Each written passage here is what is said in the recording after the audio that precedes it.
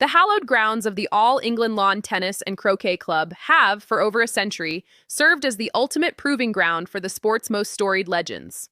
Every summer, the pristine grass of Wimbledon becomes a stage where reputations are forged, where icons solidify their legacies, and where the hierarchy of the tennis world is often challenged by those with nothing to lose. Usually, the headlines are reserved for the perennial champions, the top five superstars who march through the draw with an air of inevitability. But as the 2024 championships unfolded, the most compelling narrative didn't emerge from the established elite. Instead, it was written by a young Filipina athlete whose journey through the second round became a masterclass in the very essence of competitive sports, the refusal to surrender. Eala entered this match not just facing a formidable opponent, but carrying the weight of a nation's expectations and the lingering shadows of her own recent history. On the other side of the net stood Maya Joint, an Australian rising star who had become one of the most talked-about prospects on the WTA Tour. This wasn't merely a contest of skill, it was a collision of two distinct trajectories.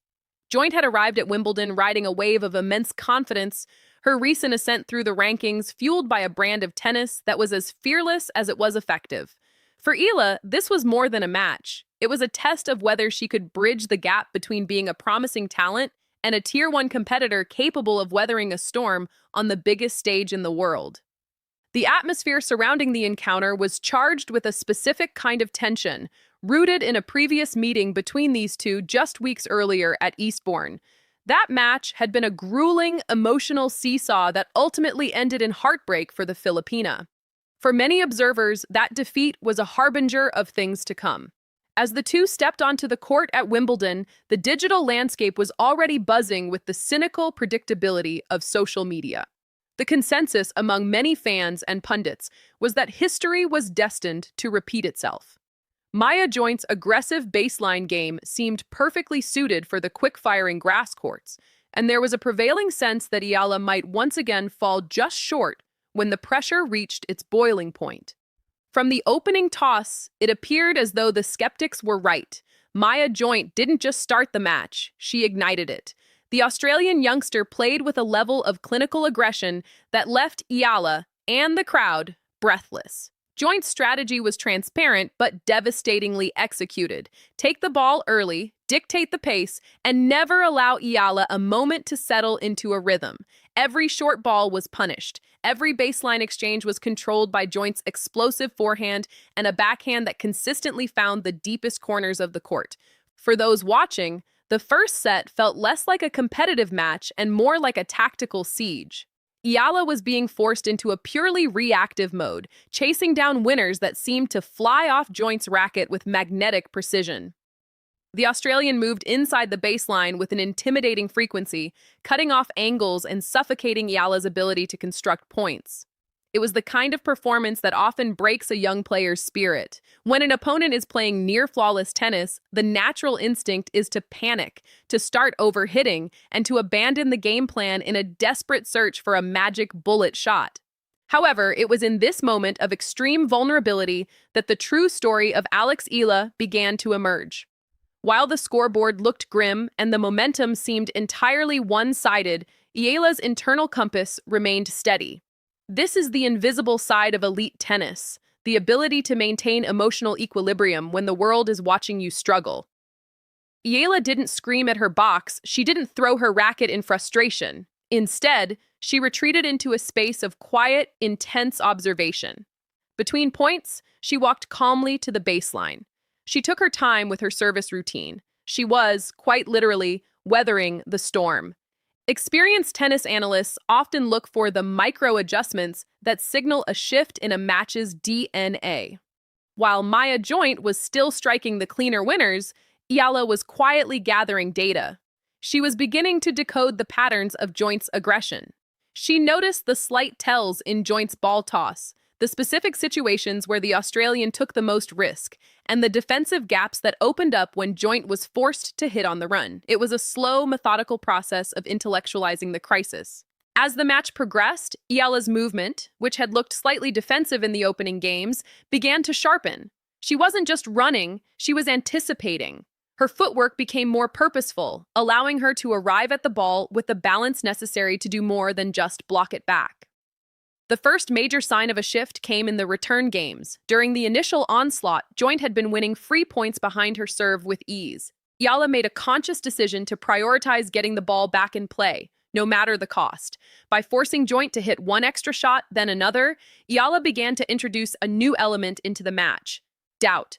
Momentum in a Grand Slam match rarely turns on a single spectacular point. It is built through a series of tiny, hard-fought victories. It's the deuce game where you refuse to break. It's the lunging volley that stays in. It's the realization that your opponent is no longer swinging with the same reckless abandon. For Eala, these moments started to accumulate. The crowd, always sensitive to the underdog's plight, began to sense the change. The applause for Eala's defensive saves grew louder, and the energy inside the stadium began to pivot from admiration of Joint's power to respect for Eala's resilience. The body language on the court told the story. Eala's shoulders were back, her gait was confident. Conversely, for the first time in the afternoon, Maya Joint was facing real resistance.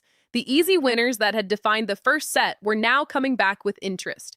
The Australian was being forced to think, to navigate long rallies, and to justify her aggressive choices. The flow state she had enjoyed earlier was evaporating, replaced by the grinding reality of a tactical chess match. As the second set got underway, Eala unveiled the tactical adjustments she had been formulating during her defensive stand. The most significant change was her court positioning. Recognizing that she couldn't win by standing 6 feet behind the baseline, Eala began to step into the court. By taking the ball earlier, she robbed Joint of the time she needed to wind up for her massive ground strokes. Suddenly, the pace of the match was being dictated by the Filipina. She also introduced a newfound variety into her shot selection. Rather than engaging in a pure power struggle, a battle Joint was likely to win, Eala began mixing the height and spin of her shots. She used heavy topspin to push Joint back, then followed it up with a low, skidding slice that disrupted the Australian's rhythm. It was a sophisticated display of tennis IQ. Eala was no longer just playing the ball, she was playing the opponent. The service games, which had been a point of vulnerability for Eala in the first set, became a source of strength. She stopped trying to blast aces and started focusing on placement and variety. By targeting Joint's body and using wide serves to open up the court, she neutralized the Australian's aggressive returns. Every successful hold of serve was a brick in the wall Eala was building, and by the middle of the second set, that wall looked impenetrable. There was a specific game in the second set that served as the turning point for the entire match. Joint had come out with renewed aggression, pushing Eala to the brink in a multi-deuce struggle. Twice it looked as though Joint would secure the break and re-establish her dominance. But Eala produced a sequence of tennis that defied the odds. She tracked down 2 certain winners, flicking a cross-court backhand that caught the line by a fraction of an inch, and followed it with a clinical forehand winner. When she finally held serve, the roar from the stands was deafening. It was the moment the match officially changed hands. For Maya Joint, the frustration was beginning to manifest in small, uncharacteristic errors. A forehand that would have been a winner 30 minutes ago now clipped the tape. A backhand return sailed just long. These weren't bad mistakes, but they were the mistakes of a player who realized the easy part of the match was over. The psychological advantage had swung toward Eala, and the Filipina was not about to let it go. Eala's performance in the closing stages of the second set was a testament to her growth as a professional. She played with a maturity that belied her years, refusing to rush her points or take unnecessary risks. She trusted her patterns and her fitness. When the final point of the second set was played, Eala's reaction was telling. There was no wild celebration, no collapse to the grass. She simply clenched her fist and looked toward her coaching team. It was the look of a player who knew the job was only half finished. The transition into the third set was a study in psychological momentum. Only an hour prior, the narrative had been one of an inevitable defeat for the Filipina. Now, as the players prepared for the decider, the roles had been completely reversed. Alex Eala was the one asking the questions, and Maya Joint was the one searching for answers. The young Filipina who refused to quit had transformed a one-sided blowout into one of the most compelling spectacles of the tournament's opening week. As they stood at the baseline to begin the final set, the air at Wimbledon felt different. The tension was no longer about whether Eala could survive, but about how far she could take this incredible resurgence. She had already proven that she belonged on this stage, that she could handle the pressure of a grand slam, and that her game was capable of dismantling elite competition. But as every tennis fan knows, the third set of a Wimbledon match is where legends are truly tested. It is the place where physical fatigue meets mental exhaustion, and where the difference between victory and defeat often comes down to a single moment of belief. Alex Eala had spent the afternoon building that belief, brick by brick, point by point. She had survived the storm, adjusted her sails, and was now navigating her way toward a career-defining moment. Regardless of what happened in those final games, the message to the tennis world was clear. Alex Eala is no longer just a prospect. She is a fighter, a tactician, and a force to be reckoned with on the greatest stage in the sport. The comeback wasn't just about winning a tennis match. It was about the announcement of a world-class competitor who refuses to let anyone else write her ending.